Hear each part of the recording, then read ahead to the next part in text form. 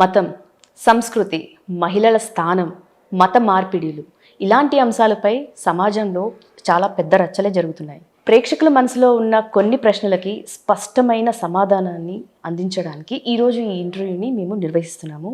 అందరికీ నమస్కారం. నేను Nagamallika. Welcome to signature studios. ఇవాళ మనతో పాటు స్టూడియోలో మన గెస్ట్ పాస్టర్ గారైన రవీంద్ర గారు ఉన్నారు.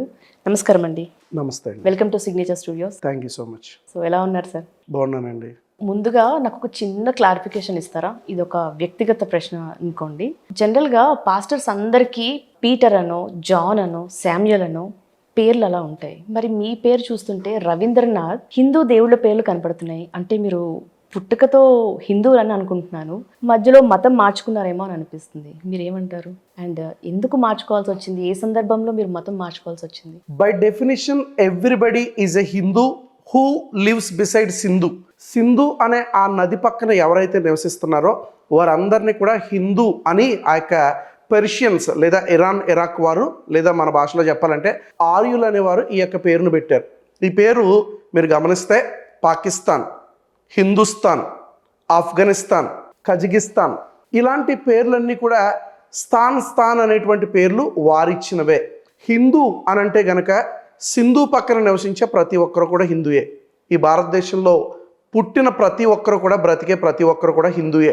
హిందూ అనేది ఒక మతము కాదు. హిందూ అనేది సింధు అనే ప్రాంతం నుంచి వచ్చింది కనుక ఇది ఒక ప్రాంతాన్ని రిప్రజెంట్ చేస్తుంది. బై డెఫినేషన్ ఆమె హిందూ, అందులో ఎలాంటి సందేహం లేదు.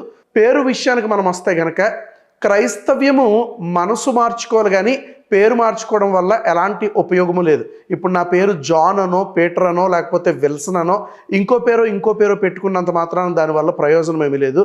పేరు కాదు మారవలసింది, బ్రతుకు మార్చబడాలి, మనసు మార్చబడాలి. అయితే మీరు మతాన్ని కాదు మనసుని మాత్రమే మార్చుకున్నారా? నేను మాత్రమే కాదు, ఏ క్రైస్తవుడైనా సరే క్రైస్తవుడిగా పిలువబడాలి అని అంటే గనక, క్రీస్తు యొక్క అనుచరుడిగా ఉండాలంటే గనక అతడు మార్చుకోవాల్సిన మతము కాదు, అతడు మార్చుకోవాల్సిన మనస్సు. మతము మనుషులను చంపుతుంది, మనసు మార్చుకుంటే మనుషులని మనము బ్రతికించగలుగుతాం. అది కూడా నిత్య రాజ్యానికి మనం తీసుకుని వెళ్ళగలుగుతాం. బైబిల్లో మతం మార్చాలని ఎక్కడైనా రాసిందా? బైబిల్లోనే కాదు, ఏ గ్రంథంలో కూడా మతం మార్చండి అనేటువంటి ఆ యొక్క భావజాలం ఎక్కడా కూడా కనబడదు. మతం మార్చాలి అనే భావజాలం మనిషిలో మాత్రమే పుట్టుకొచ్చింది. చూడండి, ఏ క్రైస్తవుడు కూడా ఎవరిని మతం మారమని అడగడు. బలవంత మత మార్పిడి అనేది క్రైస్తవ్యంలో ఎక్కడా కూడా లేదు. బలవంతంగా జై శ్రీరామ్ చెప్పు, వందే మాతరం చెప్పు, భారత్ మాతకి జై కొట్టు, ఆ ఫ్లాగ్కి, ఆ యొక్క జెండాకి నువ్వు జెండా వందనం చేయి, ఇలాంటివన్నీ కూడా వేరే వేరే మతాల్లో కనబడుతూ ఉంటాయేమో కానీ క్రైస్తవ్యంలో ఎక్కడా కూడా ఎవరు కూడా బలవంతంగా మతం అనేది మార్చరు. మనసు మార్చుకోమని చెప్తారు. అది కూడా మనసు మార్చుకుంటే దేవుడి దగ్గరికి చేరతాం అనేదే ఆ యొక్క ముఖ్య లక్ష్యము, ముఖ్యమైన ఉద్దేశము. అయితే మరి మనసు మార్చుకోలేని వాళ్ళందరూ దేవుడి దగ్గరికి వెళ్ళరా? నిజమైన దేవుణ్ణి అంగీకరించాలి. ఆ దేవుణ్ణి అంగీకరించకపోతే నరకమే అని కేవలం బైబిల్ మాత్రమే చెప్పట్లే, ఖురాన్ మాత్రమే చెప్పట్లే, హిందూ పురాణాలు కూడా చెప్తున్నాయి. పద్మ పురాణము భూమికాండంలో 96వ అధ్యాయము 11వ శ్లోకంలో రాయబడి ఉంది, విష్ణువుని నమ్మని వాడికి నరకము అని రాయబడి ఉంది. ఆ తర్వాత బ్రహ్మపురాణము ఉత్తర భాగము 102వ అధ్యాయము 13వ శ్లోకంలో మీరు చూసినట్లయితే నాస్తికులు, లోబిలు, అవివేకులు నరకానికి పడవేయబడతారని ఆ యొక్క మీ పురాణాలే చెప్తా ఉన్నాయి. ఇంకా ఒక అడుగు ముందుకెళ్తే శివపురాణంలో విద్యాస్వర సమితిలో 22వ అధ్యాయము 9వ శ్లోకంలో రాయబడి ఉంది, ఎవడైతే శివుని యొక్క ప్రసాదము తినడో, నైవేద్యాన్ని తినడో వాడు నరకానికి వెళ్ళిపోతాడు అని రాయబడి ఉంది. నిజమైన దేవుణ్ణి నమ్మకపోతే నరకమే అని బైబిల్ మాత్రమే కాదు ప్రతి మత గ్రంథము కూడా చెప్తుంది. అంతెందుకు భగవద్గీతలో శ్రీకృష్ణుడు ఏమంటాడు తెలుసా? నన్ను నమ్మకపోతే నరకమే అనేటువంటి స్టేట్మెంట్ శ్రీకృష్ణుడు ఇచ్చాడు. అంటే క్రైస్తవ్యాన్ని మీరు ఫోకస్ చేసి కావాలని ఉద్దేశించి పొడిచి మీరు మాట్లాడుతున్నారు కానీ వాస్తవానికి మీ గ్రంథాలు మీరు చదువుకుంటే మీ గ్రంథాలు కూడా చెప్తున్నాయి నిజమైన దేవుణ్ణి అంగీకరించకపోతే నరకమే. సరే, కాసేపు మీరన్నట్టే ఒప్పుకుందాం. నిజమైన దేవుడు ఎలా గుర్తించాలి మరి? దేవుడిలో నిజమైన దేవుడు, అబద్ధమైన దేవుడు ఉండడు. దేవుడు ఒక్కడే. ఏకం బ్రహ్మం ద్వితీయ నాస్తే. ఎక్కం బ్రహ్మం అంటే ఒక్కడే బ్రహ్మ, ద్వితీయ నాస్తే రెండో వాడు లేనే లేడు.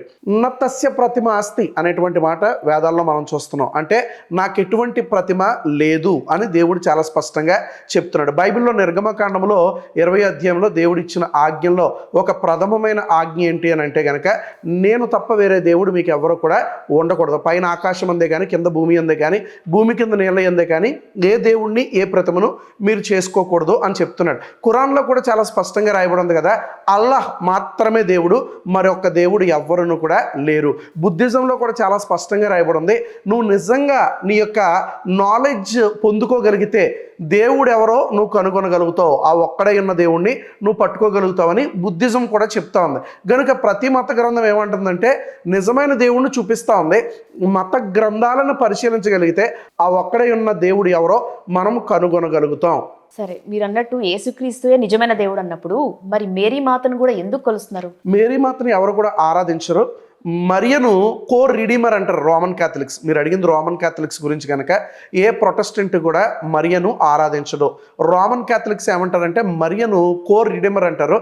వెరీ రీసెంట్గా పోప్ గారు ఏమి అనౌన్స్ చేశాడంటే మరియ సహరక్షకి కాదు, ఆమె కేవలము యేసుక్రీస్తుకు తల్లి మాత్రమే. మరియను కొంతమంది తెలియక ఆరాధిస్తున్నారు అని అనుకుంటున్నారు, కానీ వాస్తవానికి రోమన్ క్యాథలిక్స్ కూడా వారు ఆరాధించట్లేదు. వారికి ఉన్నటువంటి భావజాలం ఏంటంటే యేసుక్రీస్తు తల్లి గనక ఎక్కువగా ఆమెను గణపరచాలనే ఉద్దేశంతో వారు కొంచెం ఎక్కువగా అతి చేస్తున్నారు తప్ప వాస్తవానికి అది ఆరాధన కాదు. అది ఆరాధన అంటే మీరే కాదు, రోమన్ క్యాథలిక్స్ కూడా అంగీకరించరు. కానీ ఈ సభాముఖంగా నేను ఒక మాట చెప్పాలనుకుంటున్నాను.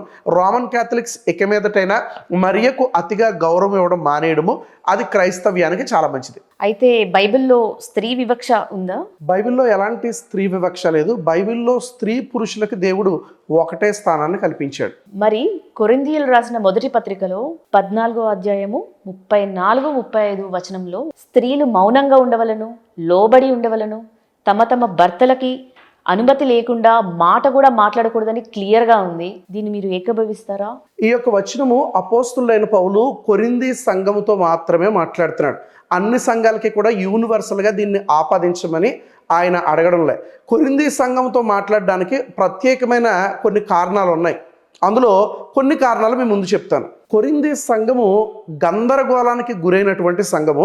ఆ సంఘము చాలా అస్తవ్యస్తముగా ఉండడంతో పౌలు ఈ యొక్క ఆజ్ఞ స్త్రీల కొరకు జారీ చేస్తున్నాడు. ఎందుకంటే స్త్రీల వల్ల కొన్ని డిస్టర్బెన్సెస్ ఆ రోజుల్లో ఆ సంఘములో వచ్చాయి అని చెప్పడానికి కొన్ని ఆధారాలు ఉన్నాయి. అందుకే పౌలు స్త్రీలను మౌనంగా ఉండమని ఆయన చెప్తున్నాడు.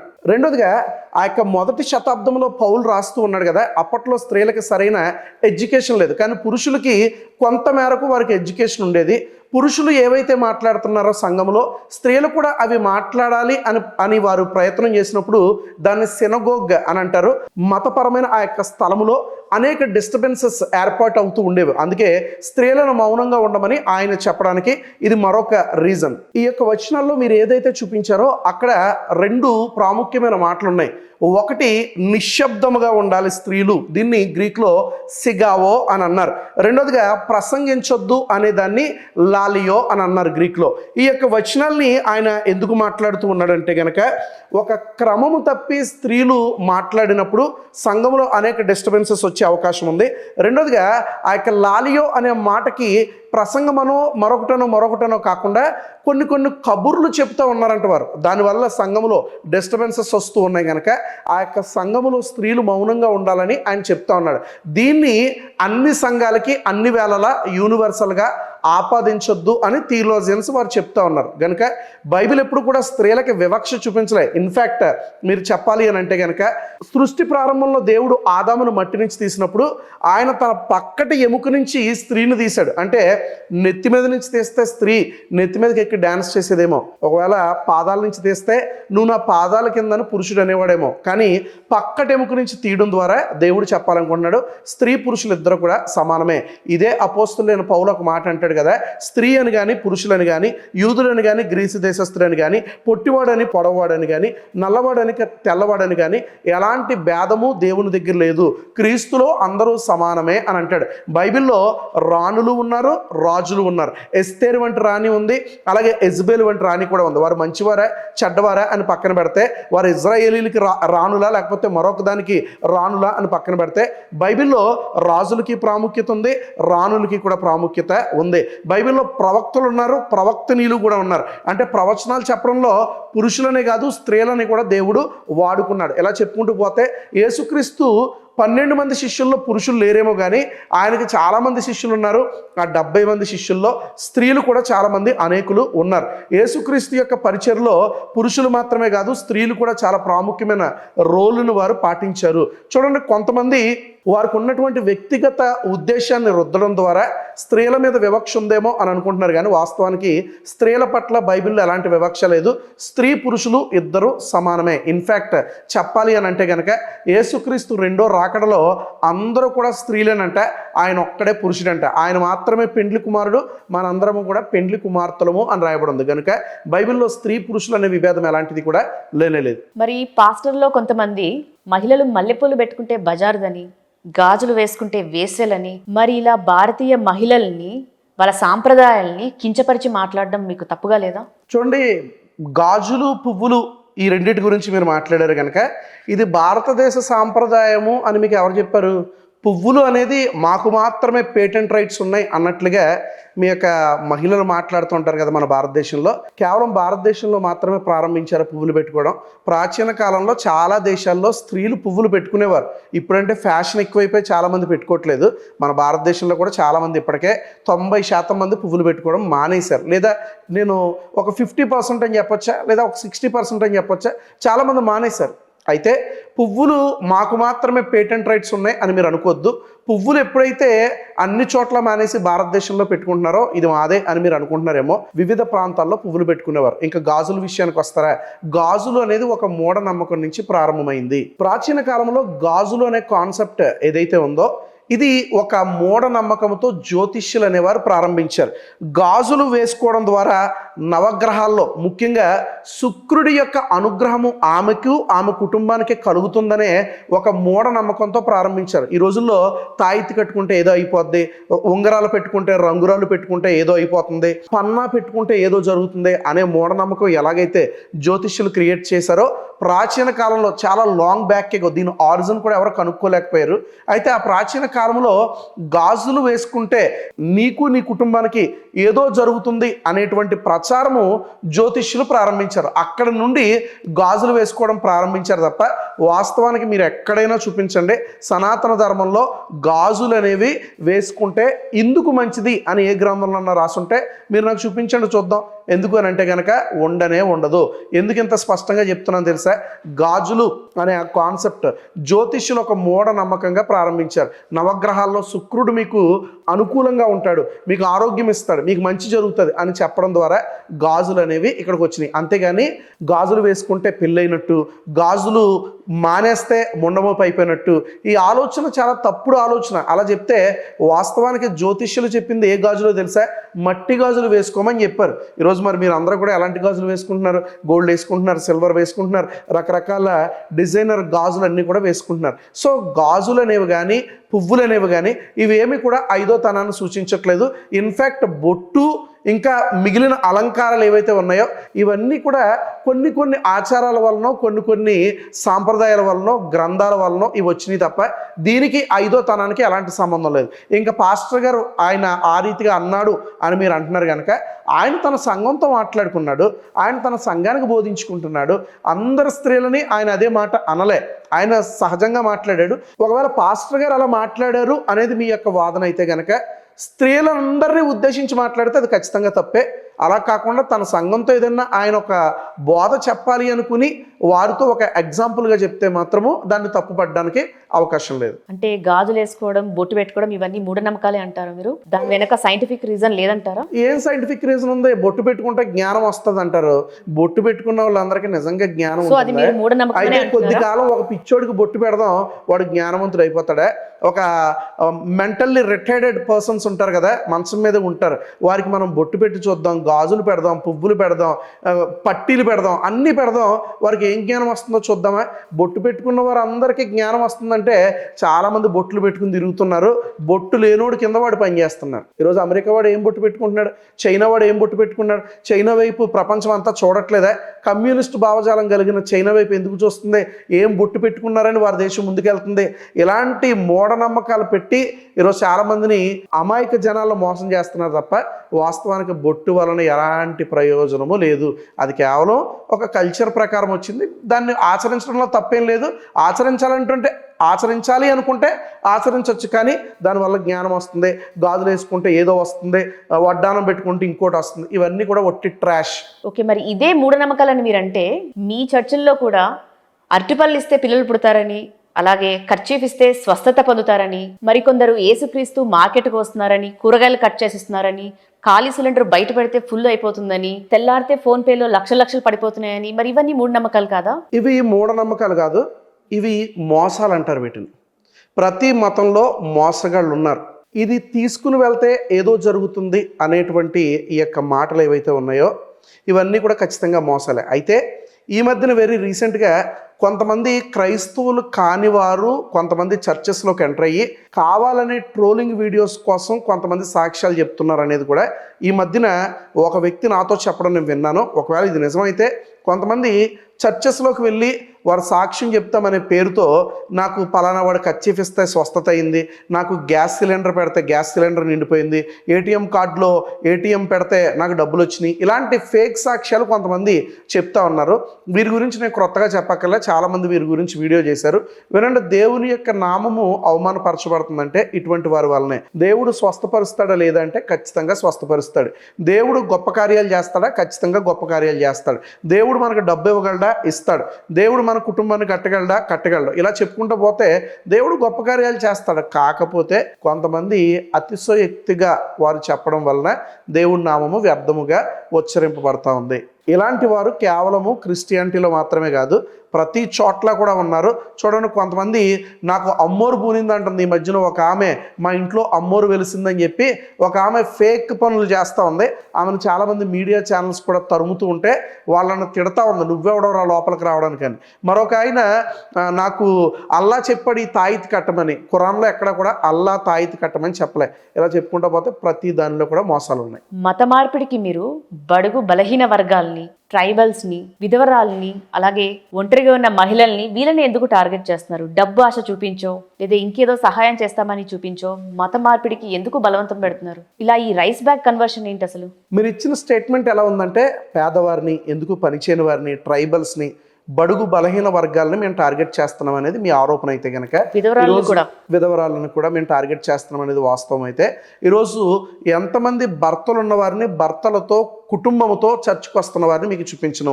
ఈరోజు ఈ భారతదేశంలో ఫస్ట్ కన్వర్షన్ ఎవరంటే ఒక క్షత్రియుడు. ఆయన పేరు గుండాఫోరస్ అనే రాజు. పెర్షియా మొదలుకుని ఇరాన్, ఇరాక్, ఆఫ్ఘనిస్తాన్, భారతదేశం వరకు కూడా ఆయన పరిపాలించాడు. మొట్టమొదట క్షత్రియుడైన కన్వర్ట్ అయ్యాడు.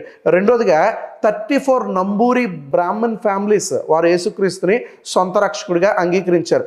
చౌదరీస్, రెడ్డిస్, బ్రాహ్మిన్స్, ముస్లిమ్స్, ప్రతి కులంలో ప్రతి మతంలో ఈరోజు క్రైస్తవులు ఉన్నారు అని అంటే కనుక ప్రతి ఒక్కరు కూడా యేసుక్రీస్తును సొంత రక్షకునిగా అంగీకరిస్తున్నారు. ఇందులో ఎలాంటి ఫోర్స్ లేదు. ప్రాముఖ్యంగా రైస్ బ్యాగ్ అనే మాట మీరు వినియోగించారు కదా, ఇది క్రైస్తవ్యాన్ని అవమానపరుస్తున్న మాట. కారణం ఏంటో తెలుసా?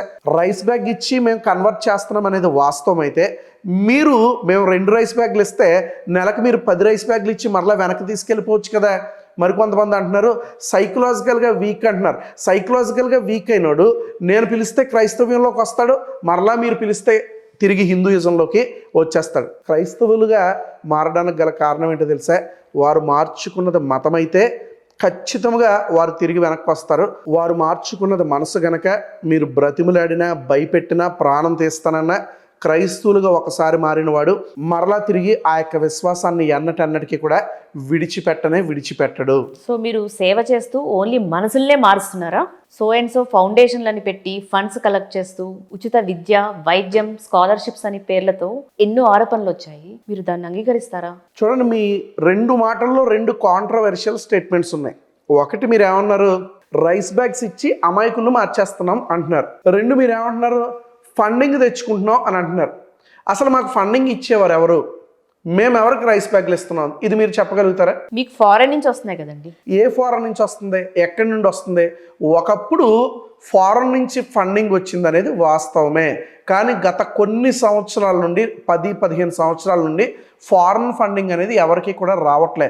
ఎవరికో అడపా కొంతమందికి వచ్చినా అది కేవలము వారి సంఘాల్లో వారు పోషింపబడ్డానికే తప్ప ఎలాంటి ఉపయోగము ఫారెన్ ఫండింగ్ వల్ల లేదు. ఇన్ఫ్యాక్ట్ చెప్పాలంటే ఈరోజు భారతదేశంలో నుంచే ఫారెన్కి ఫండ్ పంపించే పరిస్థితికి క్రైస్తవులు వచ్చారు. అయితే ఇప్పుడు మరి క్రైస్తవులు రిచ్ అని మీరు ఒప్పుకుంటున్నారా? చాలా రిచ్. క్రైస్తవుల కంటే రిచ్గా ఉన్నవారు ఎవరు లేరు. ఎందులో తెలుసా? ఇవ్వడంలో రిచ్, ప్రేమించడంలో రిచ్. క్రైస్తవుడు ఇతరులని దేవునికి దగ్గర చేర్చడంలో క్రైస్తవులు ఎప్పుడు కూడా ఉన్నవారే. కొందరు మత ప్రచారకులు ఇంటింటికి తిరిగి తమ దేవుళ్ళ గురించి గొప్ప చెప్పుకుంటూ హిందూ దేవుళ్ళని కించపరుస్తూ బలవంతంగా మత మార్పిడి చేస్తున్నారు. మీ దేవుడు గొప్పవాడైతే మీ దగ్గర పెట్టుకోవచ్చు కదా, అది ఇంటింటికి తిరిగి మాకెందుకు చెప్పాలి? అసలు మతం మార్చడం చట్టరీత్యా నేరమని మీకు తెలుసా? బలవంత మత మార్పిడి క్రైస్తవ్యం మీద పదే మోపుతున్న నేరారోపణ ఏంటంటే బలవంత మత మార్పిడి.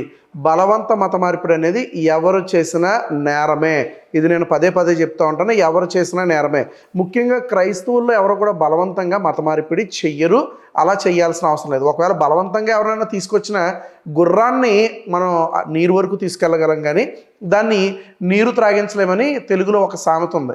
మనం బలవంతంగా చర్చికి తీసుకురాగలం, కానీ వారిని చర్చిలోనే ఎక్కువ కాలము ఉంచలేం. గనుక బలవంత మత మార్పిడి అనేది లేదు. మరి అలా అయితే ఇంటింటికి తిరిగి విగ్రహారాధన చేయకూడదని, తమ దేవుళ్ళే కొలవమని ఎందుకు అలా ప్రచారం చేయడం అవసరం? ఇంటింటికి వెళ్ళి ఈ యొక్క ప్రచారం అనేది ఇప్పుడు ఇస్కాన్ వారు కూడా ప్రారంభించారు. చూడండి, ఎవరైనా ఇన్వైట్ చేస్తే వెళ్ళి వారికి దేవుడి గురించి చెప్పడంలో తప్పులేదు. 2, ఎవరైనా మన దగ్గరకు వస్తే వారికి దేవుడి గురించి చెప్పడం తప్పులేదు. బలవంతంగా ఇంట్లోకి వెళ్ళిపోయి ఎవరో మతం మారమని చెప్పరు. మతం మారమని ఎవరో చెప్పరు. వారు దేవుణ్ణి పరిచయం చేస్తారు. మీకు ఇష్టమైతే ఆ దేవుణ్ణి అంగీకరించండి, ఇష్టం లేకపోతే లేదు. దేవుడి గురించి చెప్పడం వేరు, ఈ దేవుని కాదు ఈ దేవుని మొక్కమని చెప్పడం వేరు కదా.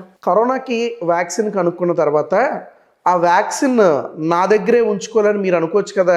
ఎందుకు ఇతర దేశాలకు ఇచ్చారు, ఇతర ప్రాంతాలకు ఇచ్చారు, ఇంకా అందరు వ్యక్తులకు ఎందుకు ఇచ్చారు? ఎవడు తయారు చేశాడో వాడే పొడుచుకుని వాడు బ్రతికేయచ్చు కదా. కారణం ఏంటో తెలుసా? నాకు జరిగిన మంచి ఇతరులకు జరగాలనే ఆలోచన చేత వారు కరోనా వ్యాక్సిన్ని ఇతరులకి కూడా పంచడం జరిగింది. వివిధ దేశాలకి వారు పంచిపెట్టడం జరిగింది. ఎప్పుడైతే క్రైస్తవుడు రక్షించబడ్డాడో అతడు పొందిన రక్షణ అతడి దగ్గర పెట్టుకోలేడు. కారణం ఏంటో తెలుసా? అతనిలో ఉన్న దైవ ఆత్మ అతన్ని ఏం చేస్తుందో తెలుసా? ఇతరులని కూడా రక్షణలోకి నడిపించమని అతన్ని ప్రేరేపిస్తుంది. కనుక క్రైస్తవుడు రక్షించబడిన తర్వాత నిస్వార్థంగా, మీకు ఒక విషయం చెప్తాను, శ్రద్ధగా వినండి. క్రైస్తవుడు లాంటి నిస్వార్థపరుడు ఈ ప్రపంచంలో ఎవ్వరూ ఉండరు. నేను మేలు పొందుకున్నాను కనుక, నేను దేవుణ్ణి తెలుసుకున్నాను కనుక, నాకు దేవుడు తెలుసు కనుక ఎదుటివాడు ఎలా పోతే నాకేంటి అనుకునేవాడు క్రైస్తవుడు కాదు. నేను పొందుకున్న ఈ నిజమైన దేవుణ్ణి అందరికీ కూడా పరిచయం చేయాలనేదే క్రైస్తవుడి యొక్క ప్రేమ. అందుకే మేము అందరికీ కూడా దేవుణ్ణి పరిచయం చేయడానికి ఇష్టపడతాం. ఇది బిజినెస్ కాదు, ఇది మత మార్పిడి కాదు. మీరు అనుకున్నట్లుగా ఇదేదో బలవంతమైన రుద్దుడు మరింతకంటే కాదు. క్రైస్తవులకు దేశభక్తి ఉందా? అసలు దేశభక్తి అనే పదం ఏదైతే ఉందో ఆ పదమే రాంగ్ అంటాను నేను. కారణం ఏంటో తెలుసా?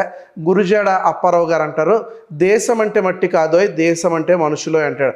నువ్వు మనుషులను ప్రేమించలేవు, కానీ నేను మట్టిని ప్రేమిస్తున్నాను, ఆకాశాన్ని ప్రేమిస్తున్నాను అని చెప్పి దేశానికి కొబ్బరికాయలు కొట్టడం, అగరబత్తులు పెట్టడం, భారత్ మాతకి జై అంటాం, ఇతర మనుషులను హింసించడం, నీది ఈ దేశం కాదు నీది పక్క దేశం అని చెప్పడం, ఇది నా దృష్టిలో దేశభక్తి కాదు. నిజమైన దేశభక్తి ఏంటో తెలుసా?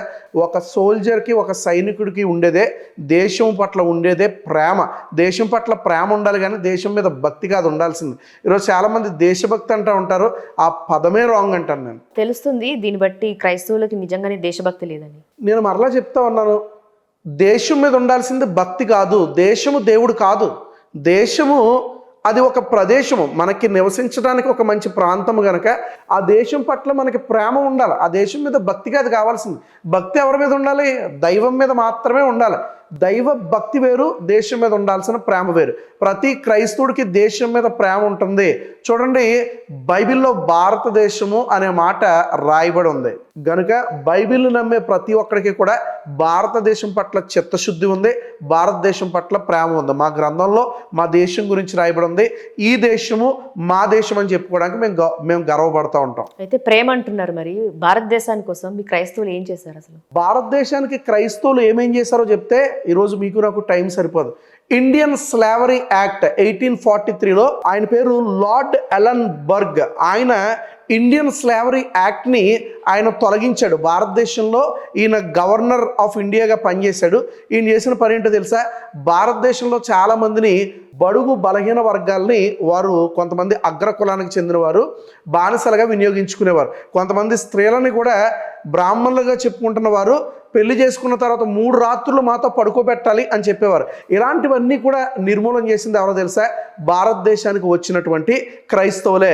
ఇంకా చెప్పాలంటే కనుక హిందూ విడోస్ రీమ్యారేజ్ యాక్ట్ 1856 ఏం చెప్తా ఉందంటే కనుక ఎవరైనా ఒక స్త్రీ ఈరోజు భర్త చనిపోతే ఇంకా బ్రతికి ఉందంటే ఆ యొక్క స్త్రీ మరొక వివాహం చేసుకుందంటే దానికి గల కారణం ఏంటో తెలుసా? విడో రీమ్యారేజ్ యాక్ట్ అని 1856లో లార్డ్ డల్హౌసీ అనే ఆయన, ఆ తర్వాత ఆయన సక్సెసర్గా వచ్చిన లార్డ్ కన్నింగ్హమ్ అనేటువంటి ఆ యొక్క వ్యక్తులు ఏం చేశారో తెలుసా? భారతదేశంలో క్రైస్తవ స్త్రీలు భర్త చనిపోతే మరలా వివాహం చేసుకోవచ్చని వారే ఈ యొక్క చట్టాన్ని తీసుకొచ్చారు. అమెరికన్ మెథడిస్ట్ మిషనరీ, ఆమె పేరు ఏసబెల్లా థోబోర్న్. ఈమె 18th 19th సెంచరీలో women should study, భారతదేశపు స్త్రీలు కూడా చదవాలి అని ఈమె ఒక చట్టాన్ని తీసుకుని రావడంలో చాలా ప్రాముఖ్యంగా పనిచేసింది. ఈమెతో పాటు అదే సమయంలో పండిత్ రమాబాయి పనిచేసింది. మరో పక్కన విలియం కేరీ గారు సినెట్ ఆఫ్ సెరంపూర్ అనే యూనివర్సిటీ పెట్టి 19th సెంచరీలో ఆయన ఏం చెప్పాడు తెలుసా? స్త్రీలు కూడా చదువుకోవాలి, బాలికలు కూడా చదువుకోవాలనేటువంటి ఆ యొక్క చట్టాన్ని తీసుకురావడానికి ఈయన చాలా కృషి చేశాడు. అంతేకాదు చదువుని వారికి హాస్టల్ని కూడా ఫ్రీగా అందింపజేశాడు. ఇంతేకాదు సింథియా ఫారర్ అనేటువంటి అమెరికా మిషనరీ ఒక ఆమె ఇదే సమయంలో ఎప్పుడనంటే కనుక 1820స్లో ఈమె ఏం చేసిందో తెలుసా? ముంబైలో ఆ యొక్క అమ్మాయిలు చదువుకోవాలి అనేటువంటి ఒక నినాదాన్ని ఈమె తీసుకొచ్చింది. కల్కట్టాలోనేమో సెరంపూర్ పెట్టి ఈయన విలియం కేరీ పనిచేస్తూ ఉంటే అదే సమయంలో సింథియా ఫారర్ ఈమె ముంబైలో స్త్రీల కొరకు పనిచేస్తూ ఉంది. అలాగే రాసా క్లోరిందా అనే ఆమె అదే సమయంలో తిరునల్వెల్లిలో ఈమె పనిచేస్తుంది. 17th 18th సెంచరీలో స్త్రీలు చదువుకోవాలనేటువంటి చట్టం రావడానికి వీరందరూ కూడా కృషి చేశారు. దీనికి గల కారణము క్రైస్తవ మిషనరీలే. అంతేకాదు చార్ల్స్ మీడ్ అనే ఆయన స్త్రీలు ఈరోజు జాకెట్లు వేసుకుంటున్నారంటే దళిత స్త్రీలు, ఈరోజు చాలామంది స్త్రీలు బ్రాహ్మణులు, క్షత్రియులు, వైశ్యులు కాకుండా స్త్రీలు ఎవరెవరైతే జాకెట్ వేసుకుంటున్నారో దాని కొరకు చార్ల్స్ మీడ్ అనే ఆయన పోరాడాడు. లండన్ వెళ్ళి అక్కడ పోరాడి ఇక్కడ చట్టాన్ని తీసుకుని వచ్చాడు. ఇలా చెప్పుకుంటూ పోతే హాస్పిటల్స్ కట్టారు మిషనరీలు, చదువుని వారు ఇచ్చారు. ఇలా చెప్పుకుంటూ వెళ్తే స్త్రీలని సతీ సహగమనం నుంచి కాపాడారు. ఇలా చెప్పుకుంటూ పోతే ఎన్నెన్నో ఈ యొక్క క్రైస్తవ మిషనరీలు భారతదేశానికి చేశారు. ఇప్పటికీ కూడా క్రైస్తవులుగా పిలువబడేవారు భారతదేశానికి చాలా సేవా కార్యక్రమాలు చేస్తూనే ఉన్నారు. మరి మహిళలకి ఇంత స్థానం ఇచ్చిన మీరు భారతదేశ మహిళలు చర్చ్లో పాస్టర్లుగా ఉన్నారా? వాళ్ళకి అవకాశం ఇస్తున్నారా? ఇక్కడ మీరు కనుక యూట్యూబ్ ఓపెన్ చేస్తే చాలామంది స్త్రీలు విమెన్ పాస్టర్స్ అని కొడితే చాలా గొప్ప గొప్ప పరిచయం చేస్తున్నవారు, వేల మందికి పాస్టర్గా, వేల మందికి అధికారిగా ఉన్న స్త్రీలు చాలామంది ఉన్నారు. చర్చెస్లో కానీ బైబిల్లో కానీ స్త్రీల పట్ల ఎలాంటి వివక్ష లేదు. ఇన్ఫ్యాక్ట్ ఈరోజు మీలాంటి స్త్రీలు చదువుకుంటున్నారంటే, ఈరోజు మీలాంటి స్త్రీలు ప్రశ్నిస్తున్నారంటే, ఈరోజు మీలాంటి స్త్రీలు బయట తిరుగుతున్నారంటే దానికి గల కారణము కేవలము క్రైస్తవ మిషనరీలు మాత్రమే. వీరితో పాటు భారతదేశంలో ఉన్న కొంతమంది సంఘ సంస్కర్తలు పనిచేశారు. రాజా రామ్మోహన్ రాయ్ కావచ్చు, లేకపోతే పండిత రమాబాయి కావచ్చు, లేకపోతే డాక్టర్ బిఆర్ అంబేద్కర్ కావచ్చు, ఇలా చెప్పుకుంటూ పోతే జ్యోతిరావు పూలే కావచ్చు, వీరందరూ కూడా స్త్రీల పట్ల వారితో పాటు కలిసి వారు పోరాడారు అనేది వాస్తవము. మీరు ఏదైతే సనాతన ధర్మం అని చెప్తున్నారో ఆ సనాతన ధర్మము స్త్రీలని చదువుకోవద్దు అని చెప్పింది. స్త్రీలను చాలా వివక్షతో సనాతన ధర్మం చూసింది. మీరు ఎప్పుడైనా కుక్క ముట్టింది, పంది ముట్టింది అనే పదం విన్నారా? విన్నాను. ఎప్పుడు విన్నారు?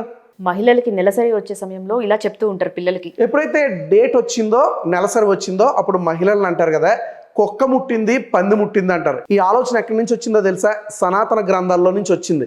ఒక నెలసరి వచ్చిన స్త్రీ, ఒక దళితుడు, ఒక శూద్రుడు, వీరెవరైతే ఉన్నారో వీరందరూ కూడా కుక్కతో పందితో సమానం. ఎప్పుడైతే స్త్రీ, ఆమె బ్రాహ్మణ స్త్రీ అయినా, క్షత్రియులైన, వైశ్యులైన, ఆమె ఏ కులానికి చెందిన ఆమెకి నెలసరి వస్తే ఆమె ఎవరితో సమానమో తెలుసా? కుక్కతో సమానం, పందితో సమానం. అందుకే కుక్క ముట్టింది, పంది ముట్టింది అని అంటారు. దానికి గల కారణం అదే. చూడండి, వివక్ష అనేది క్రైస్తవ్యంలో లేదు. ఎక్కడుందో తెలుసా? సనాతన గ్రంథాల్లో ఉంది. స్త్రీ కుక్కతో సమానం, దళితుడు కుక్కతో సమానం, శూద్రుడు కుక్కతో సమానం. ఈరోజు ఎవరైతే అగ్ర కులాలని చెప్పుకుంటున్నారో, చౌదరీస్, రెడ్డిస్, వీరందరూ కూడా శూద్రులతో సమానమని ఆ యొక్క సనాతన గ్రంథాలు చెప్తున్నాయి. అంతేకాదు స్త్రీలు కూడా మాట్లాడడానికి వీల్లేదు. స్త్రీలు మౌనంగా ఉండాలి, స్త్రీలు ముసుగు వేసుకోవాలి. భర్త చనిపోతే స్త్రీ చనిపోవాలి, భర్త చనిపోతే స్త్రీ గాజులు పగలగొట్టాలి, భర్త చనిపోతే తెల్ల వస్త్రం మాత్రమే ధరించాలి. ఇంకా చెప్తే భర్త చనిపోతే వాడితో పాటు సతీ సహగమనం అయిపో, అంటే మంటల్లో నువ్వు కూడా దూకి చావు అని చెప్తుంది సనాతన గ్రంథం. క్రైస్తవ్యం అనేది వాటన్నిటి నుండి కూడా బయటకు తీసుకుని వచ్చింది. ఈరోజు మీలాంటి స్త్రీలు మాట్లాడుతున్నారంటే, గలమెత్తుతున్నారంటే, ప్రశ్నిస్తున్నారంటే దానికి గల ఒకే ఒక కారణము క్రైస్తవ్యం. ఇంకా మీరు సనాతన ధర్మాన్ని నమ్మకూడదు. నిజానికి మీరు రుణం తీర్చుకోవాలంటే మీరు క్రైస్తవులుగా మారిపోయి, క్రైస్తవ స్త్రీగా మారిపోయి మీరు దేవుణ్ణి ఆరాధించడం ప్రారంభించాలి. సో ఇలాంటివి చెప్పే కదా మీరు మతాలు మారుస్తుంది. మా గ్రంథాన్ని అడ్డు పెట్టుకుంటున్నారు మొత్తాన్ని. ఇంత స్పష్టంగా చెప్పినా మీరు ఇంకా సైకలాజికల్గా మతాన్ని అడ్డం పెట్టుకుని అని అంటున్నారంటే మీకు సనాతనం అనేది నరనరాల్లోకి వచ్చేసింది. మీరు అతి త్వరలో ఫేస్ చేయబోయే వివక్ష ఎలా ఉండబోతుంది అని అంటే కనుక నెమ్మదిగా మనుధర్మశాస్త్రాన్ని తీసుకుని వస్తారు. మరలా ఏ స్త్రీ ఎక్కడి నుంచి బయటకు వచ్చిందో అదే వంటింటికి కుందేలుగా మారిపోబోతా ఉంది. రాబోతున్న రోజుల్లో మరలా మీరు వంటింటి కుందేలుగా మారిపోతారు. ఇది మీ జనరేషన్లో జరగకపోయినా రాబోతున్న మీ పిల్లల జనరేషన్లో ఖచ్చితంగా జరుగుతుంది. ప్రభుత్వ స్థలాలు ఆక్రమించి కబ్జా చేసి చర్చులు కట్టి ఎందుకు కట్టారని అడిగితే మాకు దేవుడు చెప్పాడని చెప్పడం ఏంటిది? ఇది క్రైస్తవులు చెప్తున్నారని మీరు అంటున్నారా?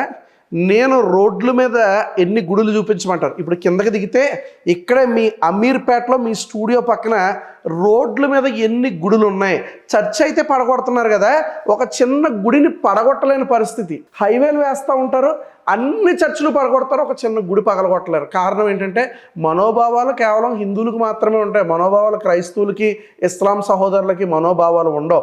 నేను ఎన్ని గుడులు చూపించను, మహా అయితే మీరు పదుల సంఖ్యలో ఇలాగ వేళ్ల మీద లెక్క పెట్టే చర్చిలు చూపించగలుగుతారేమో కబ్జా చేసినవి. కానీ నేను గుడులు, కబ్జా చేసిన గుడులు వందల వేల సంఖ్యలో నేను చూపెడతాను. ఎవరి స్థలంలోకి వెళ్ళి మీరు గుడి కట్టేస్తారు, నడి రోడ్డు మీద గుడి కడతారు. ఏంట్రా ఇదంటే నాకు అమ్మ కనబడింది, నాకు దేవత కనబడింది. మొన్న రీసెంట్గా ఒక పాము అంటే నేను చచ్చిపోతున్నానని చెప్పి చచ్చిపోయిందంట పాము. ఇప్పుడు ఆ పాముకి గుడి కడుతున్నారు ఆ ప్రాంతంలో. ఎంత వెర్రి జనాంగం అంటే కనుక నడి రోడ్డు మీద ఆక్రమిస్తారు, చెరువులు ఆక్రమిస్తారు, ఏది పడితే అది ఆక్రమిస్తారు. తిరిగి కొంతకాలం పోయేసరికి ఇది దేవాదాయ శాఖ స్థలము అని మళ్ళా మీరే దాన్ని పోరాడుతూ ఉంటారు. సో క్రైస్తవులు ఆక్రమిస్తున్నారా, హైందవ సహోదరులు ఆక్రమిస్తున్నారా అనేది మనం చూస్తే హైందవ సహోదరులే ఎక్కువగా ఆక్రమిస్తున్నారు. సో మీరు ఆక్రమిస్తున్నారని అంగీకరిస్తున్నారు? ఆక్రమిస్తున్నారంటే అవి పదుల సంఖ్యలోనే ఉంటాయని చెప్తున్నాను. లేవు అని నేను వాదించట్లే.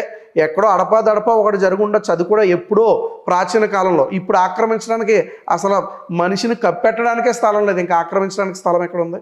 ఈ ఇంటర్వ్యూ ముగించే ముందు కొన్ని ర్యాపిడ్ ఫైర్ క్వశ్చన్స్ ఉన్నాయి, మీకు సిద్ధమేనా? సిద్ధమే. మత మార్పిడులు జరుగుతున్నాయి, అవునంటారా కాదంటారా? జరగడం లేదు. దేశం గొప్పదా, మతం గొప్పదా? క్రీస్తుని నమ్ముకున్న వాడిగా నాకు బైబిల్ చాలా గొప్పది, అలాగే ఈ దేశంలో పుట్టాను కనుక ఈ దేశం కూడా చాలా గొప్పది. క్రైస్తవులకు మాత్రమే స్వర్గప్రాప్తి లభిస్తుందా? మరి హిందువులకి, ముస్లింల పరిస్థితి ఏంటి? క్రైస్తవుడికి మాత్రమే కాదు, క్రైస్తవుడికి కూడా ప్రభువా ప్రభు అని పిలిచిన ప్రతి ఒక్కడు కూడా పరలోక రాజ్యం రాడని యేసుక్రీస్తు చెప్తున్నాడు. క్రైస్తవులు కాదు, ఎవరైతే క్రీస్తుని అంగీకరిస్తారో వారు మాత్రమే పరలోక రాజ్యానికి వస్తారు. స్త్రీలే ఎక్కువగా మత మార్పిడిలకు గురవుతున్నారు, దానికి మీ సమాధానం? ప్రతి ఒక్కరూ ఎవరైతే క్రీస్తుని అంగీకరిస్తారో, స్త్రీ పురుషులని భేదం లేదు. ఈరోజు చర్చిలో స్త్రీలు మాత్రమే లేరు, అందరూ ఉన్నారు. పాస్టర్లు అవగానే ధనవంతులు అవుతున్నారు, అవునంటారా కాదంటారా? కాదంటాను. ఎందుకంటే 80% మంది పాస్టర్లు ఈరోజు సరైన తిండి కూడా లేకుండా ఉన్నారు. స్వస్థత పేర్లతో మోసం జరుగుతుందంటే మీరేమంటారు? కొందరు స్వస్థత పేరుతో మోసం చేస్తున్నారు అనేది వాస్తవం అంటాను. కానీ ప్రభు స్వస్థత చేస్తాడనేది నిజం అంటాను. క్రైస్తవ్యంలో ఐక్యత లేదు, దానికి మీరేమంటారు? క్రైస్తవ్యంలో ఐక్యత లేదు అనేది కొంతవరకు వాస్తవమే. ఐక్యత ఇప్పుడు వస్తుంది. బైబిల్ని పూర్తిగా చదవకుండా పాస్టర్లు అయిపోతున్నారు, అది నిజమా కాదా? కొంతమంది అవుతున్నారు అనేది వాస్తవం. దశమ భాగం పేరుతో దందా జరుగుతుంది, నిజమా కాదా? కొంతమంది పాస్టర్లు దశంభాగం పేరుతో మోసం చేస్తున్నారు, భయపెడుతున్నారు, ఇది నిజమే. కానీ అందరూ కాదు. క్రైస్తవులు నిజంగా అన్ని మతాల వాళ్ళని ప్రేమిస్తున్నారా? క్రైస్తవులు మతాలను ప్రేమించరు, క్రైస్తవులు వ్యక్తులను ప్రేమిస్తారు. ప్రతి వ్యక్తిని క్రైస్తవుడు ప్రేమిస్తున్నాడు. ఓకే అండి రవీంద్ర గారు, మీ విలువైన సమయాన్ని మాకు కేటాయించినందుకు ధన్యవాదాలండి. Thank you so much.